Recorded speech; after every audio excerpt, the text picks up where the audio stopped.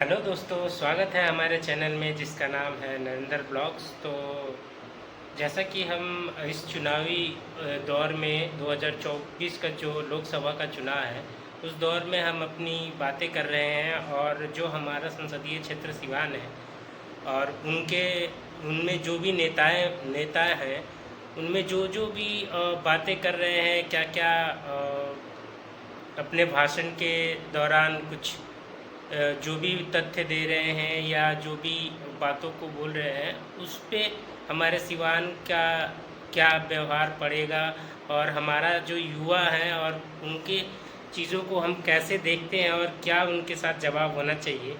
तो उस संदर्भ में हम अपना एक विचार आपके साथ व्यक्त कर रहे हैं लगातार इस चुनाव के लिए।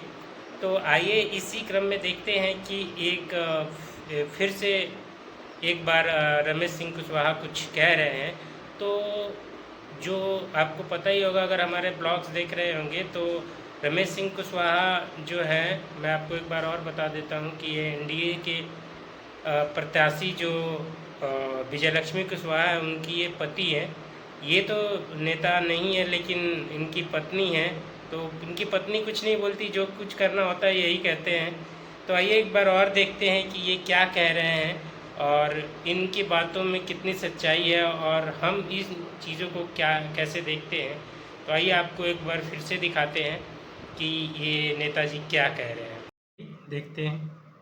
लेकिन यहाँ कुछ लोग जो हैं इसको स्थानीय चुनाव बना रहे हैं और स्थानीय चुनाव बनाएंगे तो हम भी स्थानीय मुद्दे को उठाएंगे।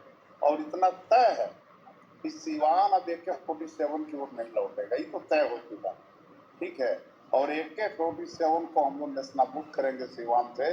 वो जो पनपने की कोशिश रहा है उसको यहाँ की जनता उखाड़ फेंकेगी चुनाव में। और ऐसे लोगों का अब कोई जगह नहीं है। ये 90 का दशक नहीं है, ये 21वीं सदी है। 21वीं सदी का भारत है जिसका नेतृत्व आदरणीय प्रधानमंत्री नरेंद्र मोदी जी कर रहे हैं और बिहार का नेतृत्व नीतीश कुमार जी कर रहे हैं। जैसा कि हम देख रहे थे कि रमेश सिंह कुशवाहा जी कह क्या रहे थे। ये कह रहे हैं कि बिहार मतलब सिवान में AK-47 का जो राज्य है वो नहीं आएगा। तो मैं इनको ये बताना चाहूँगा कि जो ऐसी बात ये कर रहे हैं, तो वो ये बातें तब हुआ करती थी जब 2005 या 9 के चुनाव में ऐसा होता था। तो लोग कहते थे कि मतलब बहुत जंगल चीज़ है, ये ऐसा नहीं होने देंगे। AK-47 चलता था, ये है, मतलब इनके कहने का मतलब यही है। तो हमें ये समझना चाहिए कि अगर अगर AK-47 का राज अगर ख़त्म ही करना है, तो वो तो पहले ही हो चुका है। 2009 में ही हो गया। 2009 में भी इनकी सरकारें रही। 2009 के बाद 2014 में भी इन्हीं का रहा। 2014 के बाद भी ये सिवान की बात मैं बता रहा हूँ, जो भी सांसद जीते हैं ये इन्हीं की पार्टी में थे या अलायंस में थे, एनडीए के। तो 2009 भी हो गया, 2014 भी हो गया, 2019 भी हो गया और 2024 चल रहा है। तो आप पुरानी बातों को क्यों बात करते हैं? चलिए ठीक है, वैसे तो अगर आप पुरानी बातें करेंगे तो कहेंगे कि गांधी जी ही गलती किए थे। तो ये चीज़ें हमेशा ऐसे नहीं चलती है। हमारा यूथ ये चाहता है कि आप क्या करोगे। आप उनकी बातों को कह रहे हो कि ऐसे करेंगे, उनको छोड़ो ना। आप क्या करोगे ये बताओ। आप तो ये कह रहे हो AK-47 राज, ये वो नहीं चलेगा। ये सब चीज़ें आपको क्या करना है, आप क्या करोगे। आपने जब विधायक थे तो आपने किया क्या, आप ये बताओ ना कि हमने ये किया था तो हम भी यही करेंगे। तो इसी संदर्भ में मैं एक चीज़ और आपके साथ कहना चाहूँगा कि जो हमारे नेता हैं, तो कुछ चीज़ों को ये पिछली बातों को बताते हैं। ये कह रहे हैं कि ये स्थानीय चुनाव का मुद्दा बना रहे हैं।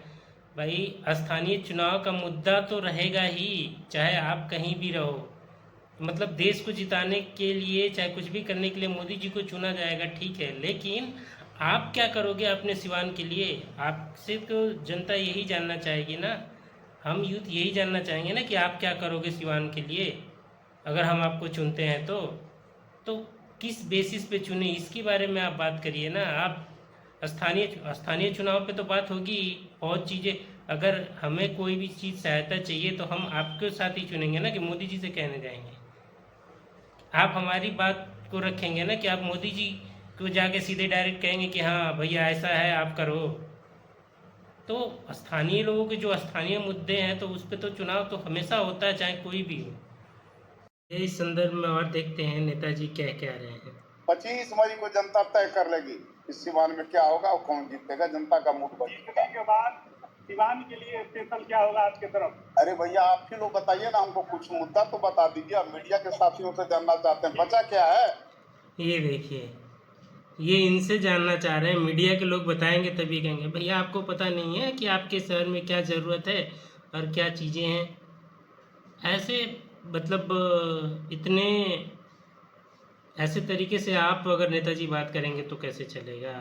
ये तो बहुत ही दिक्कत वाली बात है। सिवान डाला तो इतना साल से अरे भैया सिसवन ढाला एक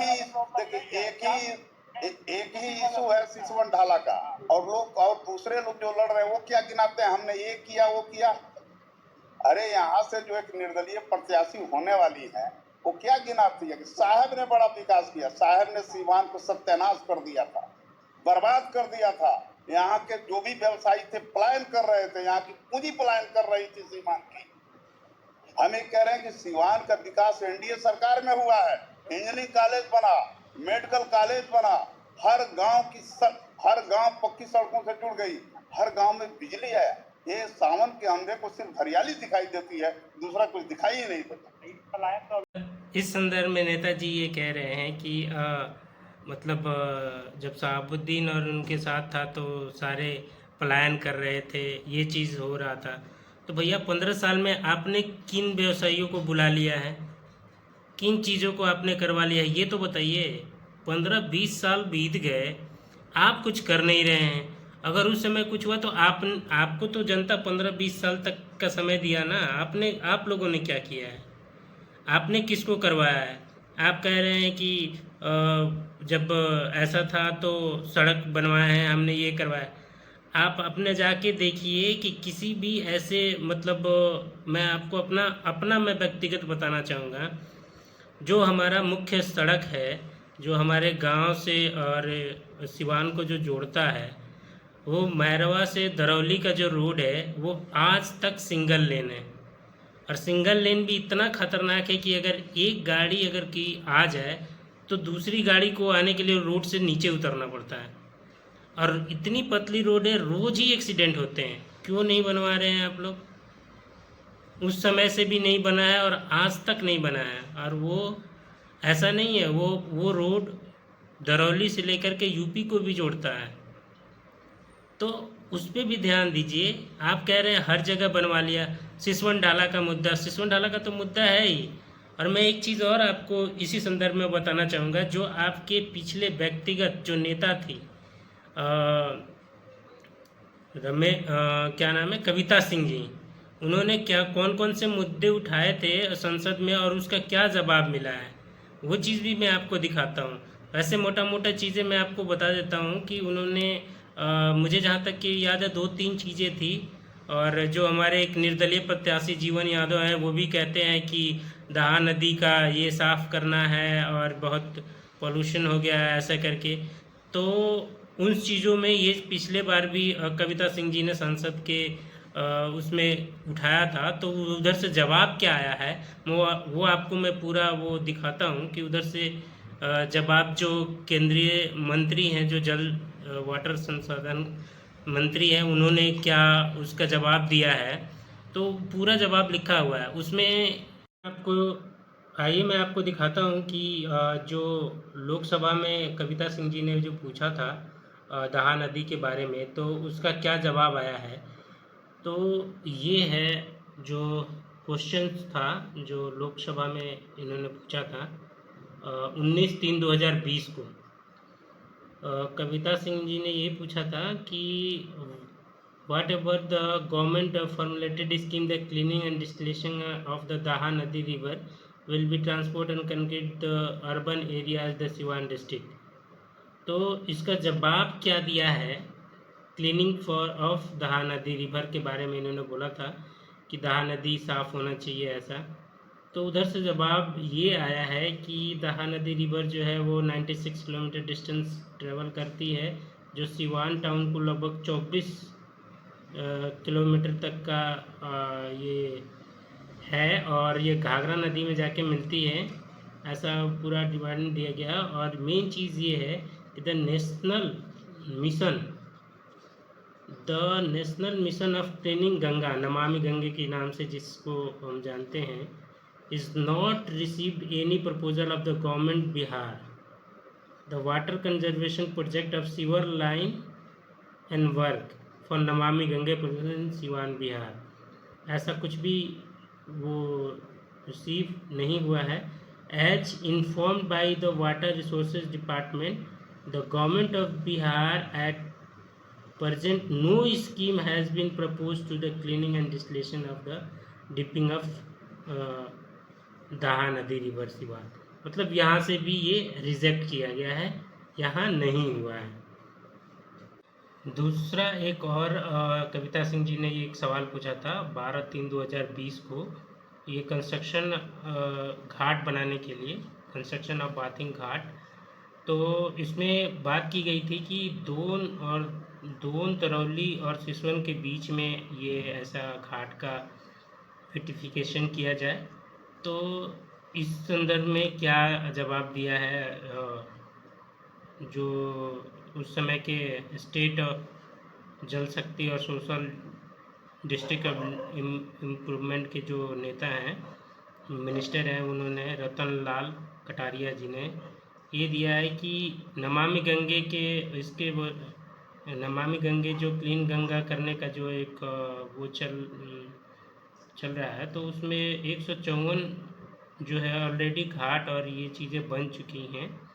एडिशनल और 23 घाट का भी और इसके लिए फंड रेज किया गया है। लेकिन दोन और दरौली के बारे में उन्होंने क्या है कि Namami Gange is not NMCG जो अथॉरिटी है, उसने कोई ऐसा प्रपोजल अभी तक उसको मिला नहीं है और कि दोन और घाट और इसके बीच में बात किया जाए। तो भैया आप केवल बात करते हैं, जवाब दे दिया, कोई प्रपोजल दिया नहीं, चीज़ें नहीं, तो वो तो उसी अनुसार आंसर्स देंगे। तो ये हाल है हमारे नेताओं का।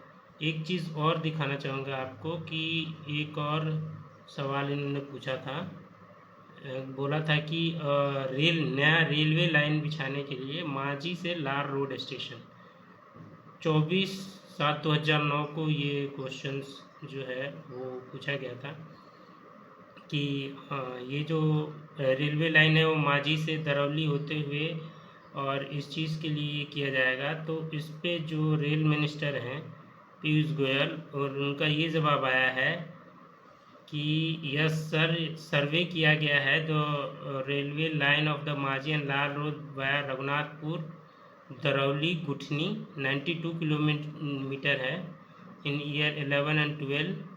11 और 12 में ये सर्वे किया गया था। इसके जो कॉस्ट है वो उसके ऊपर 742 करोड़ रुपए का जो है, लेकिन जो उस पर इंडियन रेलवे कमाएगी उसका निगेटिव जो रिटर्न रेट है वो 0.99 है। मतलब जितना आप पैसा लगाओगे उससे ज़्यादा आप नहीं कमा सकते। इसलिए न्यू लाइन प्रोजेक्ट्स को नॉट बी टेकन फॉरवर्ड, इसलिए इसको बढ़ाया नहीं गया और आगे नहीं दिया गया, ये भी रिजेक्ट हो गया है। तो समझिए कि कुछ भी जो चीज़ें हैं, आप कुछ भी कर रहे हैं, ऐसी चीज़ें तो करो जो आपको, तो जैसा आप देख रहे हैं कि जो चीज़ें मैं आपको दिखा रहा हूँ, लगभग सिवान में पिछले कुछ दिनों से जो भी कुछ नेताओं ने किया है, तो कोई भी ऐसा चीज़ नहीं है जो एक्सेप्ट हुआ है और उस पर काम हुआ है। तो ये सब चीज़ें तो वैसे ही चली गई और नहीं हो रहा है। इसके बाद भी अभी कोई इस पे बात नहीं कर रहा है। तो मैं आपको दिखा रहा हूँ कि एक्चुअल में जो बातें हैं वो उन्हें पता ही नहीं है, बोलना क्या है, करना क्या है। तो नेताजी इन सब चीज़ों पे बातें करो, जो नहीं हो पा रहा है उसको तो करो। अभी बातचीत होती है कि अच्छे अच्छे स्टेशंस और रेलवे लाइन नया बनाने की आप सोच रहे हैं। पहले जो नई ट्रेनें हैं, नई चीज़ें आ रही हैं। आपको अगर आज दिल्ली से मतलब सिवान से मुझे दिल्ली जाना हो तो मतलब जितने ज़्यादा लोग जाने वाले, रोज़ ट्रैवल करने वाले, उतनी ट्रेनें नहीं हैं। 2-4 ट्रेनें हैं, उससे कैसे चलेगा? तो कम से कम वो ट्रेन्स की जो है रूट डाइवर्ट हो या फिर हमें मिले, या वंदे भारत जैसी ट्रेन से भी हम यात्रा कर पाएँ। तो कम से कम ऐसा चीज़ें आप इस पे विचार करो, बात करो। तो इस पे कोई बात ही नहीं करता। लोग जाति, बिरादरी, मुस्लिम, यादव, ये वो, भैया इस पे कोई मतलब नहीं है लोगों को। आजकल के लोगों को यही चाहिए, 2 पैसा मिले, वो कमाए, अपनी जीवन यापन अच्छा से करें। तो ये लोग चाहते हैं, ना कि ये चाहते हैं कि तुम मुस्लिम, तुम हिंदू, ये वो, और मंदिर संदिर, इससे कुछ नहीं होने वाला है। हमें अपना और अपने राज्य का विकास करना है, तो खुद की चीज़ें जो है वो अच्छी होनी चाहिए। गवर्नमेंट की सुविधाएं जो होनी चाहिए वो अच्छी होनी चाहिए।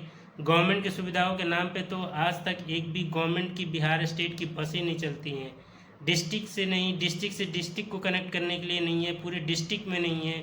इस पे कोई बात नहीं करता है। कम से कम 10 बस चलवाते, उसको करते, एक किराया निर्धारित करते, कुछ भी नहीं है। पब्लिक ट्रांसपोर्ट के नाम पे तो कुछ है ही नहीं। कैसे आदमी काम करेगा? और आप केवल इन सब चीज़ के बारे में बात करते ही नहीं हैं। तो नेताजी सोचिए। ये तो हमारा व्यक्तिगत विचार है, और आपका क्या व्यक्तिगत विचार है आप हमें अपने कमेंट बॉक्स में ज़रूर बताइए। हम उसका ज़रूर वेट करेंगे।